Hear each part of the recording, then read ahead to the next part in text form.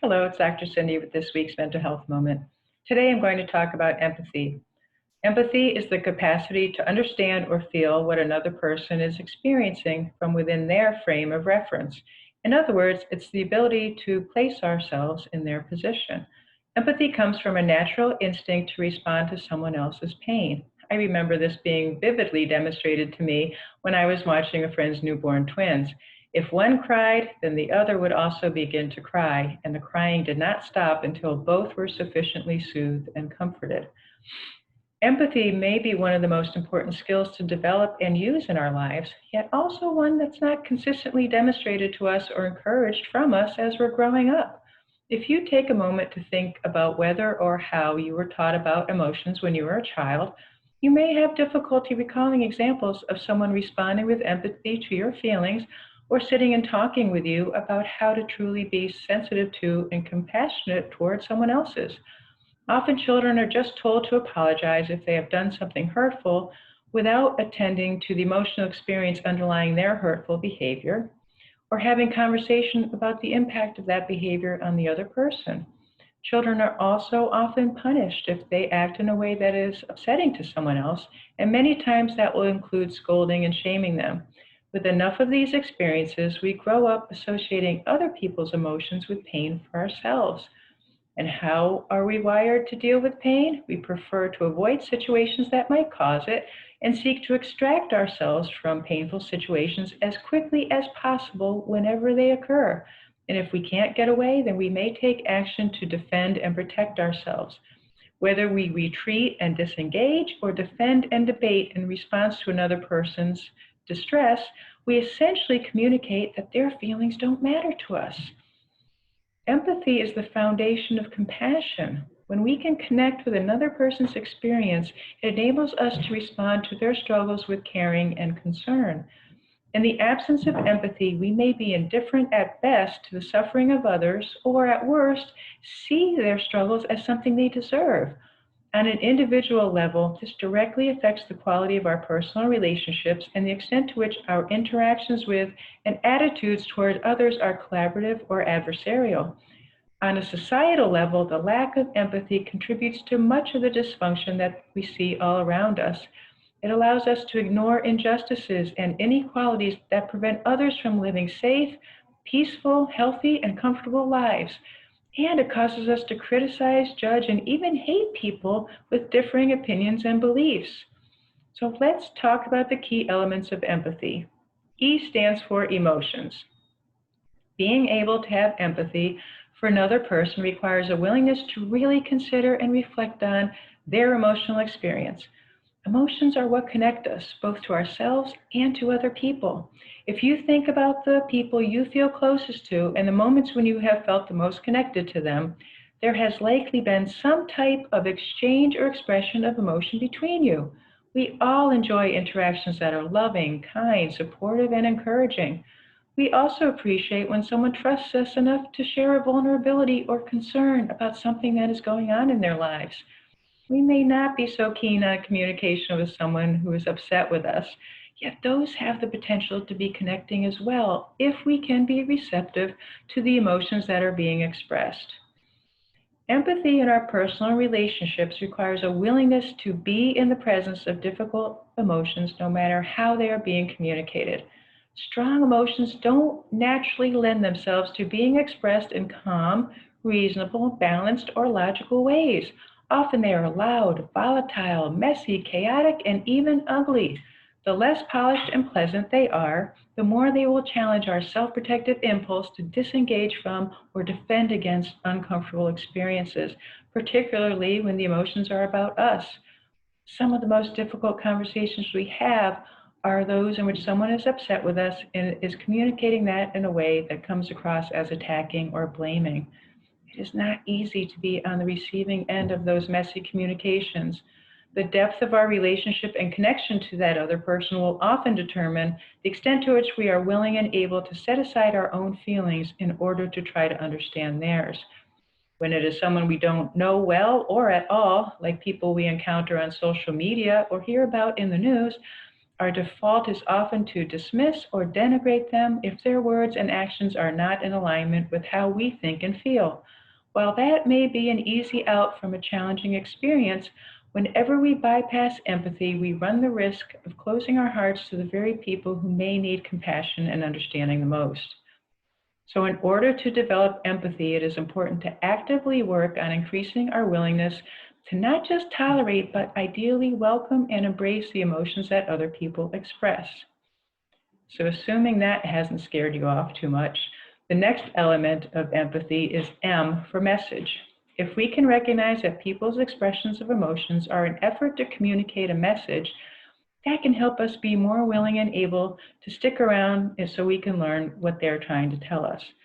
The actual message is not always obvious, and it is easy to get caught up in the words that are being used or the behaviors being exhibited rather than the feelings that are being communicated. In fact, we sometimes latch onto those words as a way to let ourselves off the hook for the part we played in another person's struggles. For example, as soon as someone says always or never as they are confronting us about our behavior, we instantly feel unfairly criticized or characterized and focus on that exaggeration as a point of contention. When we are met with another person's anger or disapproval, it is also challenging to not interpret that based on our own sensitivities and vulnerabilities. Doing so makes us much less able to pay attention to and respond to what they are feeling and actually understand the message they are trying to communicate as we find ourselves feeling offended or insulted. This is another reason to not become overly focused on the words, or we can end up responding based on our own hurt feelings rather than responding to theirs. How the message is being delivered can also make it challenging for us to respond from empathy and compassion. A child who is throwing a toy, a teenager who is yelling, an adult who is swearing are all demonstrating their anger through their behavior. It is easy to feel put off by that and make that the focus rather than seeing it as an expression of an emotion. This is a big challenge for parents, as the reflex is to punish the child for throwing the toy or scold the teenager for being disrespectful, rather than responding with support and compassion to the anger or frustration that are reflected in those behaviors. When we focus on behavior rather than emotion, we miss the opportunity to help that child or teenager work through those challenging feelings. And to flip things around, I often tell parents the fastest way to get your teenager to tune you out is to lose your temper with them. Because the minute you do, then in their mind, you're overreacting and it cancels out any message you might be trying to communicate to them. So given that words and behaviors can detract from the message, it is very important to try to attend to the underlying emotions. Whatever words are spoken, however they are expressed, ask yourself, what is this person feeling? And really try to discern what the emotional message is. Their words may provide clues, but you will likely have to do some work to figure out the bigger message. For example, if your spouse says you're always late, assume there is more to it than that. Consider how it might feel for them whenever they are waiting for you to arrive, as the minutes tick by and they have no idea when you might actually show up. They might feel frustrated, unimportant, or disregarded. And recognize that the intensity with which the message is being delivered is a reflection of the strength of the emotions that person is experiencing in the moment. So P is for pain. An expression of emotion is an attempt to communicate pain. Every one of us would say that if someone we cared about was experiencing pain, we would be concerned about them and would want to help them feel better. Yet it is hard to respond with concern and in ways that are helpful and supportive when the other person's presentation triggers challenging emotions in us. One thing that can help you look past the words and behavior is to tell yourself, this person is really hurting right now, and tend to that hurt. Remember, emotions don't respond to logic and reason, only care and compassion. So it is essential to provide comfort and support for their pain. And we don't get a vote on what other people experience as painful.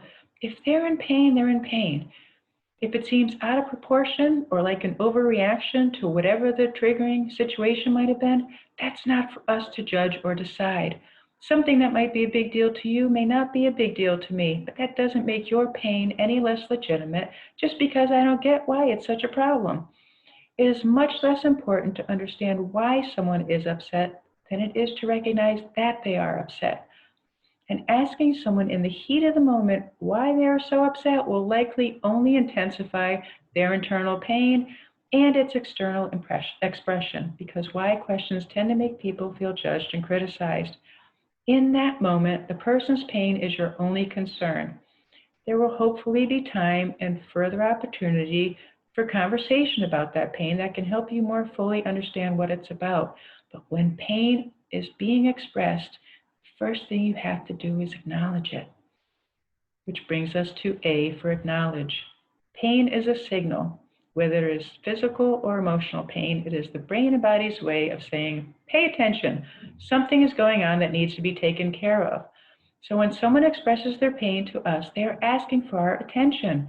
They want their pain to be recognized and acknowledged. And acknowledgement is different than apology. Because of our own discomfort with others' hurt or anger or disappointment, we sometimes rush to try to put an end to it, to the uncomfortable conversation by quickly saying, I'm sorry, in the hopes that it can be over and done with. But that often feels empty to the person who is upset if we don't first acknowledge the emotion they are trying to convey to us. Also, just saying, yeah, I know how you feel, or I understand, will not ring true. We need to respond in ways that communicate that we really get how the other person feels. That requires us to speak directly about the specific emotions that are being expressed, like, I can tell that you're angry. Oh, that really hurt. I hear how sad you are. Oh, you sound so stressed. Then communicate your interest in knowing more. You can say, can you tell me more about how you're feeling? Or even just, I'm listening. Remember that emotions are a lot like little children. They will first try to get attention in ways that are fairly reasonable, but the longer they are ignored, the louder they get. That's just as true when it comes to the emotions another person is trying to get acknowledgement for from us. If we respond in ways that seem dismissive, defensive, or otherwise not sufficiently concerned, then the other person's distress will likely intensify and how they are communicating that to us will escalate. Unacknowledged emotions demand to be recognized. Acknowledgement is also different than giving answers. Many times we react to someone's distress about our behavior by trying to explain our actions. Or if their distress is about someone or something else, we tend to go into problem-solving mode. Giving answers or advice when someone is in emotional pain will not relieve the pain and can actually intensify it because, again, emotions do not respond to logic and reason, only care and compassion. Think about a child who is riding the bike recklessly and ends up falling and hurting themselves. As they are on the ground, crying in pain, would you come over and start talking to them about needing to be more careful and how to prevent another fall? That would actually be incredibly insensitive. Hopefully, you would acknowledge and tend to the hurt and comfort them until they feel better. Just because we are in bigger bodies doesn't mean we don't want the same kind of response from others when we are hurting. People know how to solve their own problems, and if they're wanting suggestions or ideas from you, they will ask for them.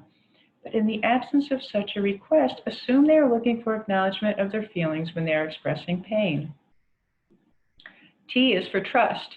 The expression of emotions requires vulnerability, which is why we struggle so much in how we communicate our feelings.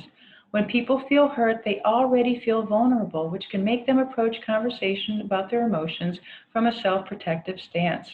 In that case, they will speak out of the hurt instead of speaking about their hurt.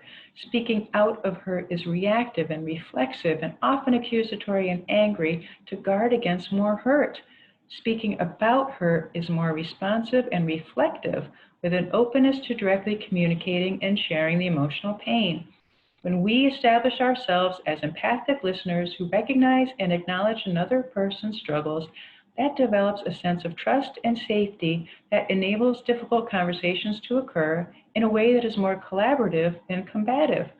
When that trust has been created, the person who is feeling hurt will be much more able to express tough emotions clearly and directly, rather than in more indirect ways that complicate or confuse the message they are trying to deliver.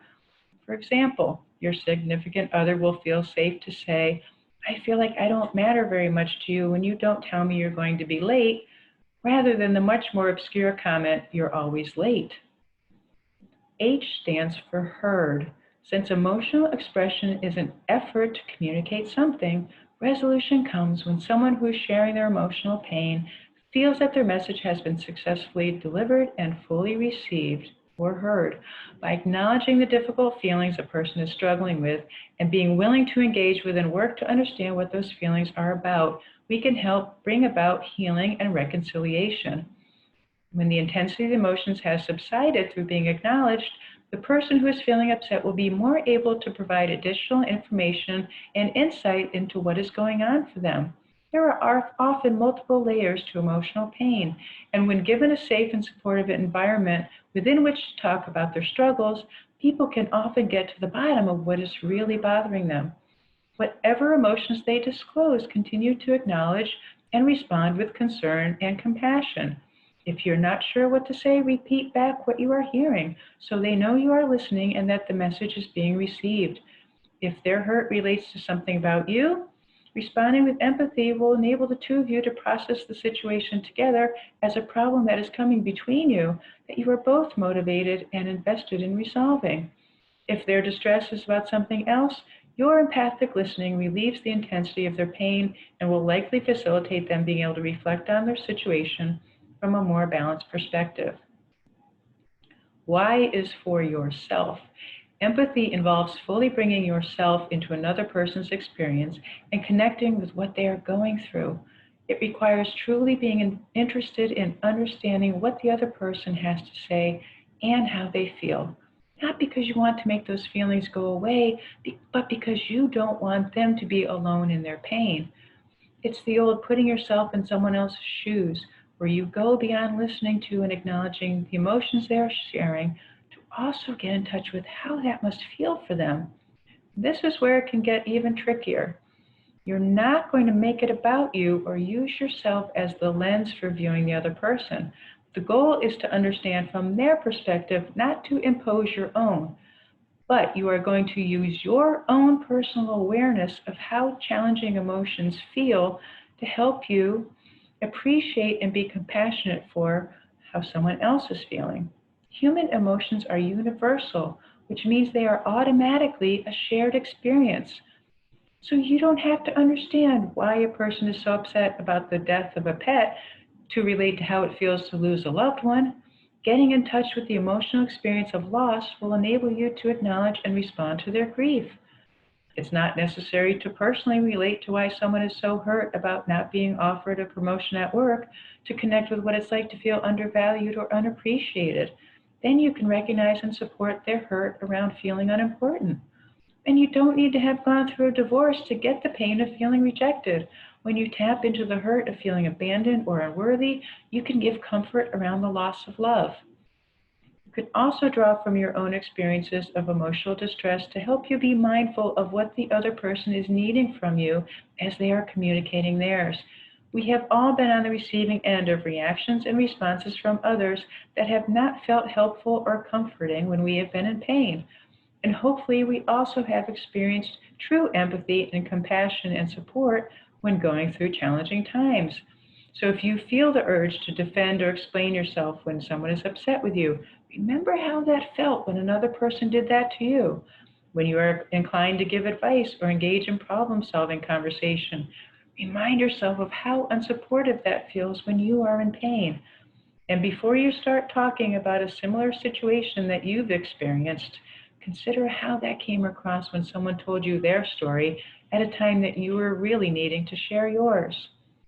I want to talk about that one a little bit more. When we can relate on a personal level to a situation someone else is experiencing, it's tempting to tell them what we ourselves went through as a way of communicating that we understand how that feels. While shared experiences can help others feel less alone in their struggles, it is very difficult for people to engage with those stories when they are actively in pain.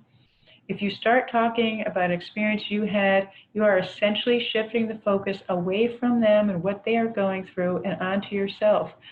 They will not only find it difficult to concentrate on what you're trying to tell them, but might also feel that their own emotions are being neglected and ignored because you started talking about yourself.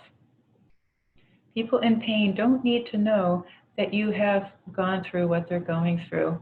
They need to know in that moment that you see, hear, and accept how they feel. which brings me to my final point. People often struggle with empathy when they don't agree with the viewpoint or perspective that is causing another person's distress. Even if they're able to look past how that viewpoint is being expressed to recognize the underlying feelings, they worry that acknowledging the emotions implies agreement with the point of view. If we consider that all emotional pain is subjective, based on our individual interpretations and experiences, then no one's perspective is any more or less true than anyone else's. And who is any one of us to decide or determine what is right or true for anyone else? If someone's beliefs are causing them a lot of pain, that is all the more reason to tend to their pain. Trying to go head to head with someone about beliefs and opinions will only create more distress. And the only way to possibly open someone's mind to a different way of seeing things is to connect to their heart. Whether it's a perception of a personal situation or a prejudice or a political view, we will have more successful and constructive conversation by meeting someone on the common ground of emotional experience than in the minefield of individual beliefs. And often, when we show the willingness to understand the other person's perspective, they just might respond by trying to do the same for ours. That's it for now. Take care and have a good week.